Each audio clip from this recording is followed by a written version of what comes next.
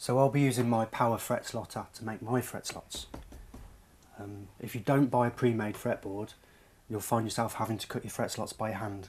It's very difficult, very time consuming. I'll show you how it would be done. This is a fret scale ruler, specialist guitar maker's tool, not too expensive. You can use this to mark out the position of the frets. If you didn't have this, then you would have to use a ruler. If you're using a custom scale length, you'd have to work out the positions of all the frets, as I showed you earlier, and mark them out as accurately as you can. I'm going to use this one. I'm just going to mark the first fret for you. I won't mark them all. I'm just going to mark the first one, okay? So let's say we were using this scale length. I would mark it as accurately as possible, and again, all the way down. Having done that, the next thing would be to square it across. You can only do this if your piece of wood is reasonably square.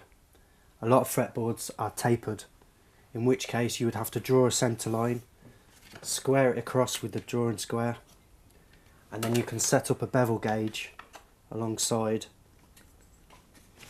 and use this to continue marking each fret. Make sure they're all parallel. So there's one fret marked. I'm going to show you how to cut it now. Fretboard needs to be clamped, something to protect it.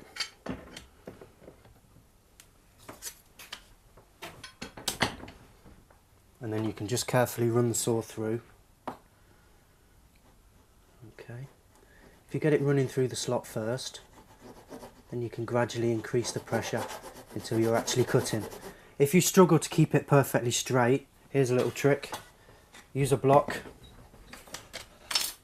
Line the block up exactly with the line. Clamp it.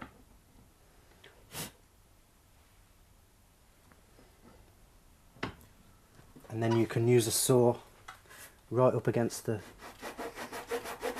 block like this. I like to use two hands on the saw like this. Gives you the best control. Making the fretboard by hand, what you're actually doing is you're just marking the slots, because we're going to glue the fretboard on square, and afterwards it needs to be radiused. That affects the depth of the fret slot.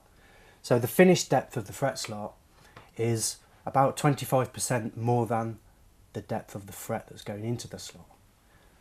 So you can also get a fret saw with a depth gauge attached, which will stop you in the right place.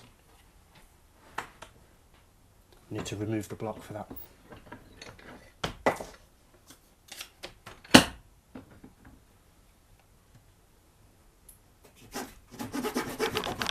Okay, if the blade sticks, put some wax on the blade and it will run a lot more smoothly. What we do is use a little bit of wax. It's just ordinary beeswax on the blade, and then it will run a lot more smoothly.